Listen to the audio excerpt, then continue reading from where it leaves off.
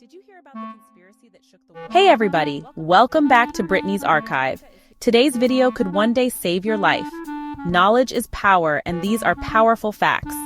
Imagine walking down the street, minding your own business, when suddenly you're faced with a life or death situation. Would you know what to do?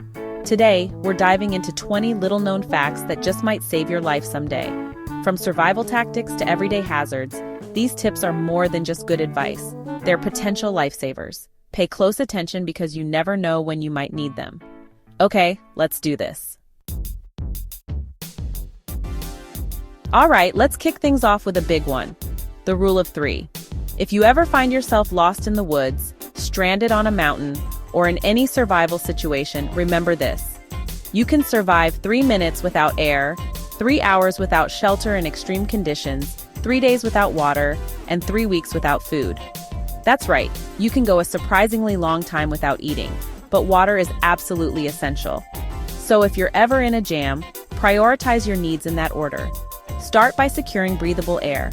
That might seem obvious, but in a fire or underwater situation, it's crucial. Then find or create shelter to protect yourself from the elements. Once you're safe and sheltered, focus on finding a water source and finally, worry about food. Remember, the rule of 3 can make all the difference in a survival situation. Okay, let's be honest, we've all done it. A chip falls on the floor, you pick it up real quick and eat it like nothing happened. But guess what? The 5-second rule isn't just gross, it's dangerous. Those little crumbs and spills on your floor, they're like a playground for bacteria like Salmonella and E. coli, and those little buggers can contaminate food instantly. We're talking milliseconds, people, especially in places like public bathrooms, yuck, or even your own kitchen. Dropping food means immediate contamination. Don't even risk it. If it hits the floor, it's trash. End of story. This one's a little scary, but it's super important. Imagine this. You're walking alone at night and you get that creepy feeling that someone is following you. What do? Whatever you do, don't lead them to your home. I know it seems like the natural instinct to run to the safety of your own house, but that's the last thing you want to do. Instead, head to a public, well-lit area with lots of people, like a shopping mall, a grocery store, or even better, a police station. The more people around, the safer you are, and call for help as soon as you're safe. Going home gives the person following you knowledge of where you live, making you vulnerable later. Chapter 4. Left-handed car key saves lives. This next tip is a simple habit that could make a world of difference. It's called the left-handed car key trick, and it's all about being prepared. Here's how it works. When you're walking to your car alone, especially at night, hold your car key in your left hand. Why? Because if the unthinkable happens and you're attacked, this leaves your dominant hand free to defend yourself. Think about it. You're more likely to instinctively fight back with your strong hand, so keep it free and ready. Plus, your car key can actually be used as a makeshift weapon if needed. It's a small change that could make a big difference. Chapter 5. The deadliest rip current survival tip. We all love a day at the beach, but the ocean can be unpredictable and dangerous. You know those signs that say no swimming rip current? Take them seriously. Rip currents are responsible for more deaths than sharks, and they can sneak up on even the strongest swimmers. So what do you do if you get caught in one? First of all, don't panic. I know, easier said than done, but freaking out will only make things worse. The natural instinct is to swim directly back to shore, but that's exactly what you don't want to do. You'll just exhaust yourself fighting against the current. Instead, swim parallel to the shoreline. Once you're free, then you can make your way back to shore at an angle. Chapter 6. The 10-second car check. This next tip is all about being aware of your surroundings. It's called the 10-second car check, and it's so simple you can do it every time you get in your car. Here's the deal. Before you even unlock your car door, take 10 seconds to scan the area around your vehicle. Look inside, check the back seat, under the car, and around the tires. Criminals have been known to hide in these spots, waiting to ambush unsuspecting drivers. It's a scary thought, but it's better to be safe than sorry. So remember, 10 seconds, that's all it takes to stay one step ahead. Alright, this next one is for all my adventurers out there. Let's say you're hiking in the wilderness, you get lost, and you run out of food. What do? Well, you could try the universal edibility test for plants. Now, I'm not saying go out and start munching on random leaves, but if you're in a survival situation, this could be a lifesaver. Here's how it works. First, separate the plant into its components: leaves, stems, and roots. Then, test one part at a time by rubbing it on your wrist for 15 minutes. If there's no reaction, place a small portion on your lips, then your tongue, and wait 15 minutes between each step. If you experience any burning, itching, or other adverse reactions, spit it out immediately and wash your mouth out with water. This method isn't foolproof, but it can reduce the risk of poisoning. This one might sound strange, but trust me on this. If you ever smell fish and there's no obvious source, like you're not in a seafood restaurant or anything, it could be an electrical fire. That's right, burning electrical components often emit a fishy odor. So if your spidey senses start tingling and you detect that fishy stench, don't ignore it. Leave the area immediately and call emergency services. Electrical fires are no joke, and it's always best to let the professionals handle it. This next tip is so simple, yet so many people forget to do it. Turning on your headlights, even during the day, can reduce the risk of head-on collisions by up to 32%. Headlights aren't just for seeing at night, they're for being seen. Turning them on during the day makes you more visible to other drivers, especially in bad weather or low visibility conditions like fog or rain. So make it a habit to turn on your headlights every time you get behind the wheel.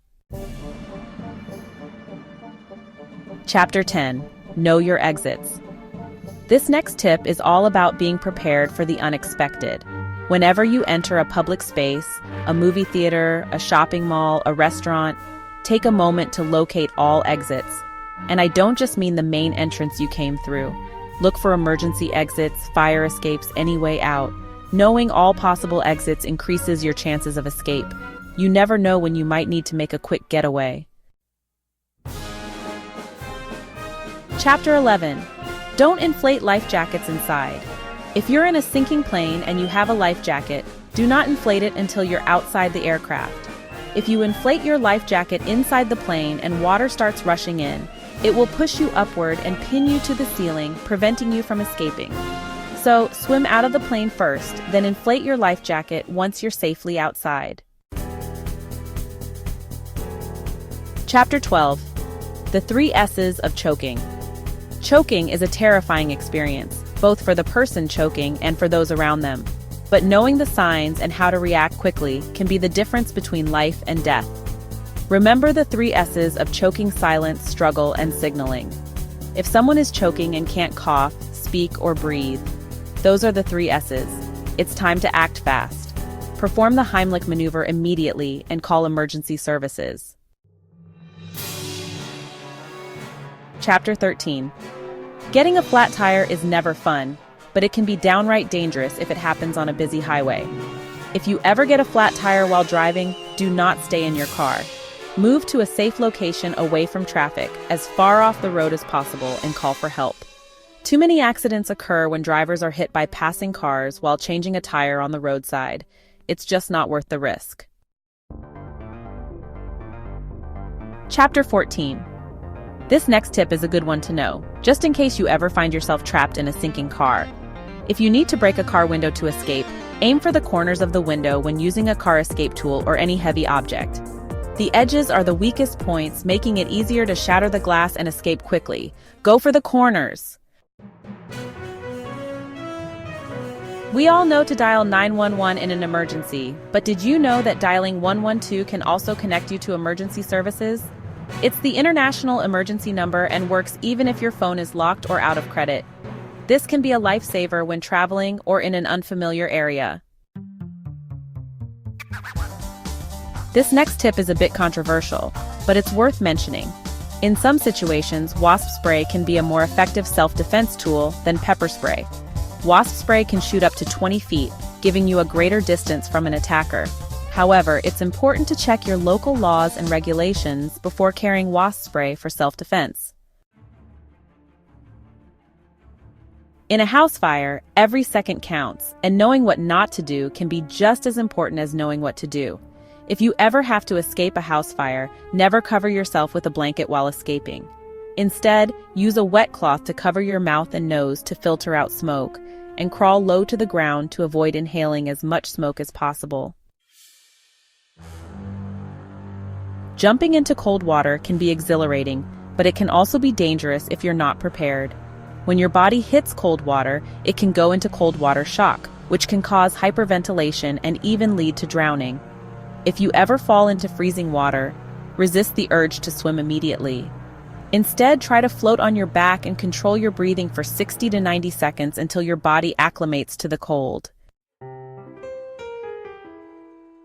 You know that feeling when your hair stands on end and you get a tingling sensation? It's not just static electricity, it could be lightning about to strike. If you're ever caught in a thunderstorm and you feel this sensation, run for cover immediately. If you can't find shelter, crouch down on the balls of your feet, keeping your head low but not touching the ground.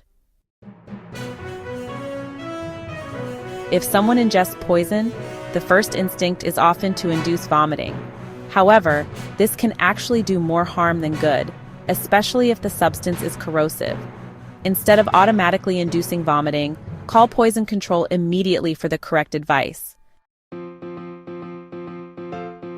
Wow, we covered a lot of ground today. These 20 facts might seem random, but knowledge is power, especially when it comes to survival.